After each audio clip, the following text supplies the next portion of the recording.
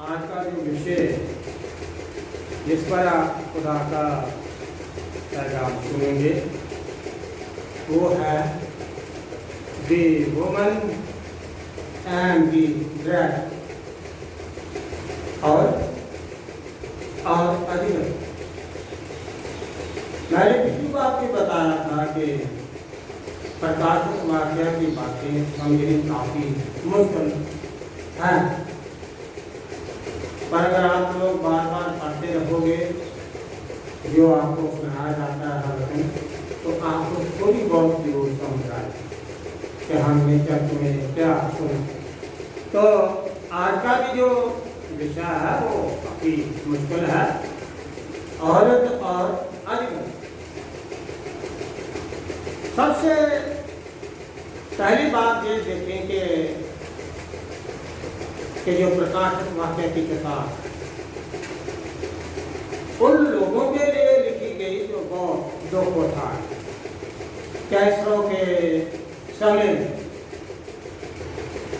और पर बड़ी बात यह है कि ये दुनिया में वायलेंस या जिसको हम कहते हैं खूनरेजी या चोट मारना, कि कैसे दुनिया में ये सब कुछ आया, कैसे दुनिया में जो गुनाह आया, पाप की शुरुआत कैसे हुई। और अक्सर हम सुनते रहते हैं आदम हवा ने पाप किया, पर हम एक बात को बड़े ध्यान से देखें कि ये नहीं वहां पर ये बताया गया कि ठीक है आदम हवा ने पाप किया और सांप ने उनसे पाप कराया, और ये वहां पर ये नहीं बताया गया उत्पत्ति की किताब में कि सांप कैसे इतना होशियार था और सब हम ये कहें कि घुसरने वाले या जानदार चीज़ों से सबसे होशियार क्यों था, और उसकी वजह क्या। उत्पत्ति की किताब में ये बात बिल्कुल समझाई गई, पर हम ज़्यादातर हम यही सोचते हैं कि आदम हवा ने ये गुनाह किया, पर वो आया कैसे, सांप में सांप बोला कैसे इंसानी भाषा में। तो तब ये आस्ते आस्ते ये समझ आने लगी बाइबल के वैज्ञानिकों के नहीं, पाप की शुरुआत हम ये देखेंगे आदम और हवा ने नहीं की, या हम ये कहें बाग आदम में उन्हें शुरू नहीं हुई, बल्कि पाप की शुरुआत तो बहुत पहले हुई। इससे पहले के खुदा इंसान को बनाए या सब चीज़ों को बनाए, पाप उसी वक्त आसमान में पैदा हो। उनको जब पता चला कि आसमान में एक बहुत भारी युद्ध हुआ, बुराई हुई, लड़ाई हुई, और वहीं से पाप की शुरुआत हुई, और फिर उस शैतान को और अजगर को और उसके साथियों को ये नीचे गिरा दिया। आप ये सारा हवाला हिजकिय्येल की किताब 28 बाब और यशायाह की किताब 24 बाब में आप पढ़ सकते हैं। हिजकिय्येल की किताब 28 बाब 11 से 17 और यशायाह 24 बाब पढ़ेंगे तो आपको जो पता चल जाएगा कि वाकई नहीं जो शैतान है वो कैसे उसने विद्रोह किया खुदा का, और कैसे शैतान के फरिश्तों का और खुदा के फरिश्तों का आपस में युद्ध हुआ, और फिर उनको आसमान में जगह नहीं मिली, शैतान को और उसके साथियों को, और उनको ज़मीन पर गिरा दिया। पर बड़ी बात यह है कि ये शैतान ये सिर्फ खुदा का दुश्मन नहीं है, खुदा के काम को बिगाड़ने वाला नहीं है। बड़ी बात यह है कि ये खुदा की कुदरत की जितनी भी चीज़ें हैं उनका भी नुकसान करने वाला या उनको भी बिगाड़ने वाला यही, और कोई बात नहीं। तो उसने यही सोचा कि चलो हम ज़मीन पर जो खुदा के बने हुए लोग हैं ना, जिनको खुदा ने अपने मकसद के लिए बनाया, अपनी सूरत पर बनाया, मैं इनको ही बिगाड़ है। तो जो बुरे लोग हैं वो यही तो काम करते हैं, रात दिन अपने पड़ोसी के खिलाफ या कोई ऐसी बातें करते रहते हैं, किसी का काम बिगाड़। तो ना तो वो खुदा का विरोधी है शैतान, बल्कि वो इंसान का भी वैसे ही उतना ही होगी। पर आज हम, जैसे कि मैंने ये कहा कि आज हम इस 12 चैप्टर के वसीले से कैसे समझेंगे कि ये औरत जिसका जो कि जेकर 12 चैप्टर में पाया जाता है औरत का और शैतान का या अजगर का, उसको हम इस चैप्टर के वसीले से कैसे समझ पाए। सबसे बड़ी बात यह है कि बाइबल में कई चीज़ें सिंबॉलिक होती हैं, सिमली, मेटाफर, सिमली मिसाल के तौर पर, और किसी चीज़ को दर्शाने के लिए कोई चिन्ह दिया जाता है। ऐसे ही बाइबल में औरत नाम का इस्तेमाल किया गया, पर इसको खुदावंद का बंदा यूहन्ना जो है वो औरत कहता है। पुराने नियम में हम ये देखे कि ये अक्सर बताया जाता है कि जो खुदा के जो लोग हैं पुराने नियम में, जिनको खुदा प्यार करता है, जो चुने हुए लोग हैं, उनको भी एक औरत के नाम पर ये बताया गया। अगर आप होशे की किताब 2:19 आयत पढ़ें और यशायाह की किताब 54 और उसकी 5 आयत पढ़ें, तो इनमें आपको जो पता चल जाएगा कि पुराने नियम में जो कम्युनिटी थी, जो खुदा के लोग थे, जो खुदा से डरने वाले, तो उनको भी एक औरत की तशरीह दी गई। बिल्कुल यही आइडिया जो है, यही विचारधारा नए नियम में भी कलीसिया को या खुदा के चुने हुए लोगों को एक औरत के रूप में बताया गया है। और यही औरत कलीसिया को कहा गया जो कि चिन्ह के रूप में, एक निशान के रूप में, हम खुदा के पाक कलाम में से अगर ये देखें तो पहला कुरिन्थियों और दूसरा कुरिन्थियों 11:2 आयत में ये बात बताई गई है, मैंने तुम्हारी एक ही पति के साथ कुड़माई की। ये बात वहाँ पर लिखी है कुरिन्थियों के खाते, मैंने तुम्हारी एक ही पति के साथ कुड़माई की ताकि तुम लोगों को पवित्र करके यीशु मसीह के सामने पेश हो। एक ही पति मतलब कलीसिया को एक स्त्री के रूप में या पत्नी के रूप में बताया गया। और यही चीज़ प्रकाशित वाक्य की किताब 19:7 में ये बात बताई गई। पर हम ये देखें कि ये असल में वो चुने हुए लोग हैं, चुने हुए लोग जिनको खुदा ने बहुत पहले से चुन लिया, चाहे वो पुराने नियम में लोग थे, चाहे वो नए नियम की कलीसिया। अगर आप इफ्सियों का खत 1:4 आयत पढ़े तो वहाँ पर लिखा है कि इससे पहले कि खुदा दुनिया को बनाए, खुदा ने कलीसिया को पहले से चुन, मतलब अपने लोगों को पहले से चुन लिया जबकि दुनिया भी नहीं बनी थी। ये है खुदा की, हम ये कहें प्री प्लानिंग या प्री डिटर्मिनेशन, पहले से इरादा जो खुदा का था उसने पहले से ये सारा कुछ कर दिया। तो हम ये देखें तो जो नए नियम में भी या मुकाशा की किताब में भी जिसके विषय में, स्त्री के विषय में समझाना चाहता है यूहन्ना, तो उसका कहने का मतलब वो कलीसिया है, वो खुदा के लोग हैं और वो लोग जो बड़े मजबूत हैं, जो दुखों से नहीं डरते, जो मौत से नहीं डरते और अपने खुदा के वफादार हैं। बिल्कुल अय्यूब की तरह, चाहे कुछ हो चाहे ना हो तो भी वो लोग वफादार हैं। आप ये देखें कि उस वक्त में कैसे लोग, कौन से मसीही लोगों को कोई गवर्नमेंट की सर्विस देते थे, पर वो मांगते भी नहीं थे, पर फिर भी वो लोग मसीह में बने हुए थे और वो लोग इतने ईमान में मजबूत थे कि वो हिलने वाले नहीं थे। हम ये देखें वहाँ पर कोई इतना प्रचारक नहीं था, कोई इतना बड़ा कोई चर्च नहीं था, पर अपने अपने घरों में वो इकट्ठे होते थे और इकट्ठे बैठ कर दुआ करते थे। पर मैं ये कहूँगा तो वो मेरे से और आपसे कितने अच्छे थे, हालांकि उनके पास कोई धार्मिक तालीम देने वाला या पादरी या कोई पास्टर कोई भी नहीं था, पर फिर भी वो हम सबसे बहुत कितने अच्छे थे कि वो ये कलाम की बातें सारी समझते थे। आज मैं ये पूछूं कि किसी को आज मैंने प्रकाश वाक्य में से ये समझाया पढ़ाया, आपको समझ आया? कहते जी कुछ भी नहीं आया सब। पर वो लोग समझते थे कि यूहन्ना जो बात का कह रहा, ये किसके विषय में कह रहा। आप ये देखें कि उनकी कितनी समझ थी, कौन सा उनका पादरी था, कौन सा ये सब ये थे। पर वो सारी बातें भेद में बताई गई ताकि कलीसिया उन बातों को समझे, जाने और उन तक खुदा का पैगाम पहुंच सके और ये उनको पता चल सके कि कैसे कैसे शैतान उनकी खिलाफ वर्जी कर रहा है और कैसे कैसे उनको वो तंगी दे रहा और उनको मारना चाहता, ख़त्म करना चाहता।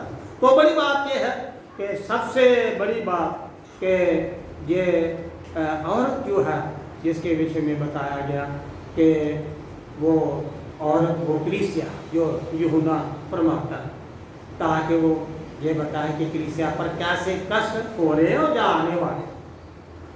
दूसरी बात ये है कि जो औरत का जो बताया गया पहले, जो वो भी आसमानी औरत के विषय में बताया गया, पर जो ड्रैगन है उसके विषय में आप ये देखें कि अजगर के स्वरूप बताया गया। अजगर कैसा, शैतान कैसा, 7 सिर और 10 सींग, 7 सिर और 10 सींग, ये उसकी सामर्थ्य है।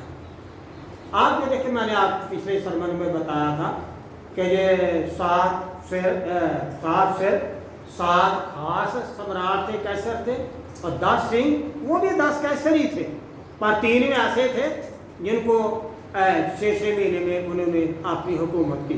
6 महीने से ज़्यादा बढ़कर वो कोई कैसर नहीं रहा। तो हम ये देखें, पर ये उनकी एक शक्ति बताई गई है। कितनी शक्ति थी बुराई की, शैतान की, या हम ये कहें रोमी हुकूमत की, और वो कैसे कैसे वो कर रहा था। और फिर लिखा, ड्रैगन ने अपनी पूंछ फेरी, आसमान के 1/3 सितारे वो नीचे गिरा दिए। तो हम ये देखें, ज़्यादातर डॉक्यूमेंट्री यही बताती है कि ये वो लोग हैं जो नीचे गिराए गए शैतान के वसीले से। फरिश्ते वही डीमंस भी, बद भी बुराई करते, वो नीचे गिराए, और वही लोग लोगों को भरमाते हैं, तंग करते हैं और परेशान करते हैं, दुख पैदा करते हैं। पर ये शैतान की इसमें ये शक्ति बताई गई है। और बड़ी बात यह है कि आप एक बहुत खास चीज़ देखेंगे, 12 आयत 4 आयत, 12 बाब 4 आयत, वहाँ पर लिखा कि वो स्त्री जो बड़ी जिसकी बड़ी शोभा थी, उसके सिर पर ताज था, ये था और बहुत कुछ था, ये कलीसिया की शान बताई गई। पर वहाँ पर लिखा कि वो एक बच्चे को जन्म देने वाली थी, बच्चे को जन्म देने वाली, और शैतान ये चाहता था कि उस बच्चे को वो जैसे जन्म दे उसको खा ले निगल। ये कहानी, ये बात हमें बिल्कुल यीशु मसीह के जन्म से रलती मिलती लगती है, और ज़्यादातर हम यही लोग व्याख्या करते हैं कि ये यीशु मसीह की कहानी है। और यीशु मसीह जन्मा, और जन्म के बाद फिर वो मिस्र की तरफ भाग गया जब उसको हेरोदेस मारना चाहता था। पर ये उससे इतनी तालमेल नहीं खाती जितना हम ये समझते हैं। उसकी वजह यह है कि लिखा, जैसे ही वो जन्म हुआ तो जन्म होते समय ही वो आसमान पर वो बच्चा पहुंच गया। पर यीशु मसीह तो जन्म के बाद 33.5 साल वो ज़मीन पर रहा, 33.5 साल ज़मीन पर रहा। और फिर लिखा है कि वो स्त्री भागी बियाबान की तरफ, वो तो मिस्र की तरफ गई थी, और वो भी उस वक्त जबकि यीशु मसीह कोई 2.5-3 साल का था, इसीलिए तो हेरोदेस ने 3 साल के बच्चे मरवाए। पर ये इतनी बात उससे इतनी तालमेल नहीं खाती जितनी कलीसिया के साथ खाती। और हम ये देखें कि ये जो बड़ी बात ये है कि ये असल में जो बच्चे को निगलना और बच्चे का जन्म, ये सारी बातें कलीसिया के साथ ही संबंध करती हैं। जैसे मैंने पहले आपको बता दिया कि हम इस बात को देखें कि जो एक मिसाल या चिन्ह दिया गया औरत का, हम इसको कहानी से इतना ना मिलाएं, बल्कि इसको कलीसिया के विषय में ही समझें। यूहन्ना का समझाने का, कहने का मतलब ये था कि शैतान कितना जोर लगा रहा कलीसिया को मारने के लिए, या जो नए बिलीवर्स, जो चर्च जो पैदा हो रहा, जो नया जो चर्च बन रहा, जो कलीसिया जो बन रही, उसको ख़त्म करने के लिए, उसके बच्चे को ख़त्म करने के लिए, और साथ में अपने पहले से चुने हुए लोगों को ख़त्म करने के लिए भी शैतान कितना जोर लगा रहा है। पर ये लिखा है कि फिर भी जो लोग हैं उनकी खुदा कैसे ये हिफाजत करता है। आप एक उसमें एक पढ़ते हैं, स्त्री को जो पंख दिए गए, उकाब के पंख, उकाब का मतलब सामर्थ्य के पंख, उड़ने के पंख, ये सामर्थ्य की बात है या खुदा की मदद की बात है। स्त्री को पंख दिए गए बच्चे के जन्म के बाद, जब वो उड़कर बियाबान में चले जाए, बियाबान में असल में ये कलीसिया का खात्मे की बात थी। पर खुदा ने कैसे कलीसिया को बताया, आप ये देखें सन 70 में उस वक्त यूहन्ना जिंदा था। सही बात देखें, यीशु मसीह के जन्म के समय में जो कैसर अगस्तुस था, सलीब के समय में तिबिरियास था, पर यूहन्ना उस वक्त हम ये कहें कि यीशु मसीह के साथ 17-18 साल का था, और अब जब 85-90 के करीब था जब पटवास से उसने ये खत लिखा 96 में, 96। तो आज ये देखिए यूहन्ना करीब कितनी उम्र का था, 85 के साल के करीब। पर उसने ये सारी कैसरों की बातें, ये सारी बातें सुनी थी, देखी थी, पर उनको किस तरीके से, किस ढंग से ये कहता कि स्त्री पर कैसे कैसे कलीसिया पर सताव आया और कैसे कैसे कलीसिया का बचाव किया, और वो भी खुदा की ओर से। लिखा कि स्त्री को वो जंगल की तरफ था, जंगल की तरफ, और ताकि वो वहाँ पर कुछ समय के लिए 3.5 साल तक वो वहाँ पर उसकी हिफाजत हो। पर आप ये देखिए ये सन 70 में हो, टाइटस के समय में जब के रोम ने हमला किया, तो जो पढ़ने वाले थे ना वो ये जानते थे। डैनियल की किताब जिन्होंने पढ़ता, आप तो पढ़ते नहीं, कई बार अकलीसिया पढ़ती नहीं। डैनियल की किताब में लिखा कि जब तुम उस मकरूह चीज़ को, या हम ये कहें कि दुष्ट चीज़ को खुदा के घर में या उसके शहर में आ खड़ी देखे, तो जो लोग हैं ना वो शहर छोड़कर भाग जाए, जो बाहर है वो अंदर ना आए, तो जो अंदर है तो वो अपने बचाव की पूरी कोशिश करें। वो जानते थे कि ये समय आएगा, आया सन 70 में आकर बिल्कुल ही ढा दी गई।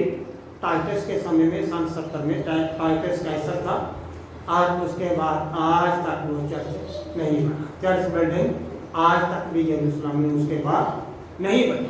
पर जो लोग समझदार थे, जो डैनियल की किताब पढ़ते थे, वो समझते थे कि खुदा ने हमें वार्निंग दे दी है। कलीसिया एकदम से वहाँ से भागकर पेला की जगह में चलेगी, दूसरी जगह पर चलेगी, और उस स्त्री का बचाव हुआ। नहीं तो वो शैतान खत्म कर देता। इसीलिए तो लिखा स्त्री को पंख दिए गए ताकि वो उड़ जाए जंगल में, और वहाँ पर उसका बचाव हो सके। और बड़ी बात यह है कि जो आखिरी बात मैं आपको बताना चाहता हूँ वो ये है कि फिर भी उसने, शैतान ने ये देखा कि मैं तो सफल नहीं हो सका, तो उसने एक और बड़ा काम किया, बड़ा स्त्री के पीछे एक बड़ा दरिया बहा, स्त्री के पीछे, और ताकि वो उसको खत्म कर दे। बच्चा तो निकल नहीं सका, पर साथ में लिखा कि उसने उसके पीछे दरिया बहा दिया, पानी, और लिखा जमीन ने उस पानी को पी लिया, या हम ये कहें जमीन ने उस पानी को निगल लिया।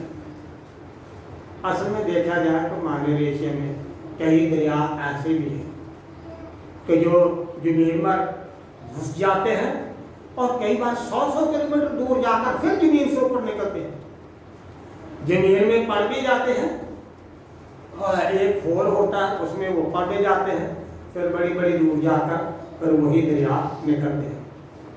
तो मेरे कहने का मतलब या यूहन्ना का कहने का मतलब ये था कि कुदरत ने कलीसिया की मदद की, भले के शैतान ने बहुत ज्यादा जोर लगाया कि मैं कलीसिया को खत्म कर दूं, उसके पीछे बड़ा जोर लगाया, दरिया बहाया, कई तरह की कोशिशें, बच्चे को नहीं खत्म कर सका तो स्त्री को धोख देने लगा और ज्यादा, पर लिखा जमीन ने मदद की, जमीन ने उस पानी को पी लिया।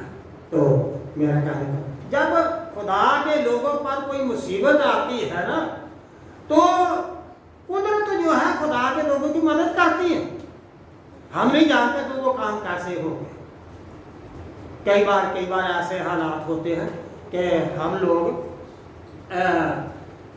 और खुदा के बचाव को समझ नहीं पाते। मैं योसाफात के समय की बात करता हूँ कि योसाफात के समय में भी जरा अमोनियों मुआवियों ने अरामियों ने हमला किया, अमोनियों और अरामियों ने, और इतना भारी हमला था कि बादशाह योसाफात कुछ नहीं कर सकता। खुदा के जब घर में गए तो दुआ की, तब नबी की ओर से पैगाम आया, तुम डरो मत, ये लड़ाई तुम्हारी नहीं बल्कि मेरी है। तुम मैदान में जाना, उनका सामना करने जाना, पर तुम लोगों को लड़ना नहीं पड़ेगा। वहाँ पर तुम खुदा के बचाव को देखो। वो आपस में लड़ के मर गए, आपस में लड़के मर के जो मारने के लिए आए, कोई भी नहीं बचा, एक भी नहीं बचा। तो हम ये देखें कि कुदरत ने उसकी मदद की। ऐसे जब खुदा की कलीसिया पर या लोगों पर या विश्वासियों पर मुसीबत आती है, कुदरत भी मदद करती है, कुदरत मदद करती है। ऐसा कोई ढंग, ऐसा कोई सिलसिला बनता कि कलीसिया का बचाव होता। अगर एरिया वो माउंट कार्मल पर वो चला गया तो हम ये देखें कि क्या वहाँ पर उसको खाना नहीं मिलता रहा, कुदरत ने किया। और वे जो थे वो मीट भी उठाकर वो एरिया को पहुँचाते थे और ताज़ी ताज़ी रोटी भी पहुँचाते। यह है कुदरत का काम। खुदा क्या नहीं कर सकता। खुदा हर वक्त अपनी कलीसिया के, अपने लोगों के साथ होता है और उनका बचाव करता है, उनकी मदद करता है। हम ये तो नहीं कहेंगे कि सारे बात जाते हैं, हाँ बलिदान भी होते हैं, वो भी खुदा के महिमा के लिए, पर ज़्यादातर कलीसिया का खुदा बचाव भी करता है। तो खुदा ने ये बचाव किया। हम ये देखें कि ज़िंदगी में ऐसे हालात ऐसे आते रहते हैं कलीसिया पर, और शुरू से अगर इतिहास को पढ़े तो कैसी कैसी मुश्किलें कलीसिया पर आई, पर कलीसिया ना तो कम हुई ना कमज़ोर पड़ी, बल्कि मुसीबत के वक्त में खुदा ने कलीसिया को संभाला, स्त्री को संभाला, कलीसिया को संभाला, उनकी मदद की, उनको बताया और उनके साथ हो लिया।